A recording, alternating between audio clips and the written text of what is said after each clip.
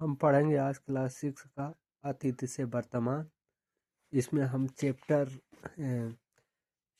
देखेंगे। हम पहले तो हम देख लेते हैं चैप्टर, जिसमें चैप्टर होगा हमारा पहला चैप्टर होगा हमारा अतीत, दूसरा होगा कब, क्या, कब, कहाँ और कैसे।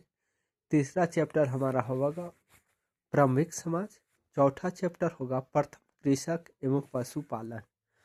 पांचवा चैप्टर होगा प्रारंभिक शहर, प्रथम नागरिक। फिर हम पढ़ेंगे जीवन के विभिन्न आयाम। फिर पढ़ेंगे हम प्रारंभिक राज्य, नए प्रश्न, नवीन विचार, प्रथम साम्राज्य के बारे में जानेंगे। शहरी एवं ग्रामीण जीवन के बारे में जानेंगे। सुदूर प्रदेशों से संपर्क के बारे में जानेंगे। नए साम्राज्य एवं राज्य के बारे में जानेंगे। संस्कृत और विज्ञान के बारे में जानेंगे और हमारे इतिहास के बारे में हम जानेंगे। जिसमें पहला अध्याय है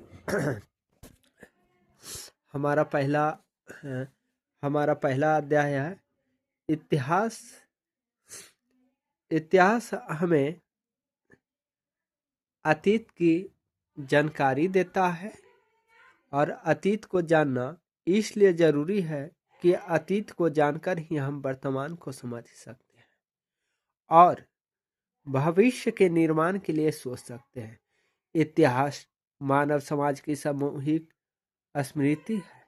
यदि कोई समाज अपने इतिहास को नहीं जानता है तो वह अपने वर्तमान को अच्छी तरह नहीं समझ सकेगा। आप जानते हैं कि मनुष्य एक सामाजिक प्राणी है। हम सभी समाज में रहते हैं। यह हमारे समाज, हमारे माता पिता, परिवार, गांव, शहर, देश से होकर पूरे विश्व तक फैला हुआ है। आपने पढ़ा होगा कि आज की दुनिया एक वैश्विक गांव है। क्या हमारा समाज सदा से ही ऐसा था या इसका धीरे धीरे विकास हुआ? इस सवाल का जवाब हमें इतिहास से मिलता है। इतिहास का संबंध अतीत के उस काल से है जिसके बारे में हमें लिखित साक्ष्य मिलते हैं। इसके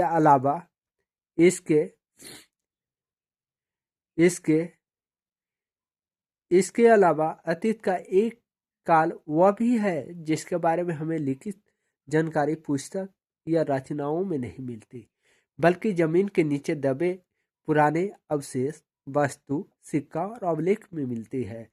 यह काल पूर्वी ऐतिहासिक काल कहलाता है। बहुत से ऐसे समाज भी है, विशेषकर काव्यावली जनजाति समाज हमारे साथ इसी युग में जी रहे हैं, लेकिन उनका इतिहास कभी लिखा नहीं गया। उनके बीच जो किंवदंतियां, किस्से, कहानी, रीति रिवाज प्रचलित है, उन्हीं के माध्यम से हम ऐसे समाज का इतिहास जानते हैं। तो आपको यह अंदाजा हुआ होगा कि इतिहास को जानने के लिए साधन या स्रोत अनेक है और विभिन्न प्रकार है। इन्हीं तमाम साधनों या स्रोतों के आधार पर इतिहासकार हमें अतीत के बारे में जानकारी देते हैं। मनुष्य की उत्पत्ति कैसे हुई, उसने कैसे साथ मिलकर रहना आरंभ किया, ये सब जानकारियां हमें देती है। फिर हम देखेंगे कैसे अपने जीवन की जरूरतें पूरी की, कैसे शिकार करके और कंद मूल इकट्ठा करके अपना भोजन पाया, कैसे खेती करना सीखा, गुफाओं से निकलकर मकान बनाकर उनमें से रहना शुरू किया, कपड़े पहनना आरंभ किया, आग के उपयोग को जाना, औजार हथियार बनाए, दूरस्थ स्थानों तक यात्रा के लिए सवारी का उपयोग सीखा, व्यापार किया, मुद्रा का उपयोग आरंभ किया, राज्य और साम्राज्यों का गठन किया, उनका शासन चलाने के लिए नियम कानून बनाए, कैसे साम्राज्य संगठित हुए और धीरे धीरे बिखर गए, उठान और पतन का चक्र किस प्रकार चलता रहा। इन सब बातों की जानकारी आप इतिहास से प्राप्त कर सकते हैं। अपनी पाठ्यपुस्तक इसी संबंध में आपको जानकारी प्रदान करती है।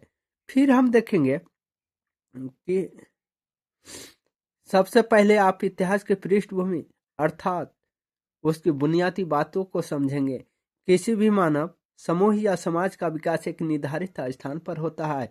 इस विकास में स्थानीय परिस्थिति, भौगोलिक स्थिति, पर्यावरण की विशेषताएं सभी का योगदान होता है। कभी आपने विचार किया कि नदी घाटियों में ही आरंभिक सभ्यताओं का विकास क्या हुआ? आप क्या ध्यान देंगे कि नदियों के किनारे ही उपजाऊ भूमि का बहुमूल्य था। यहाँ खेती का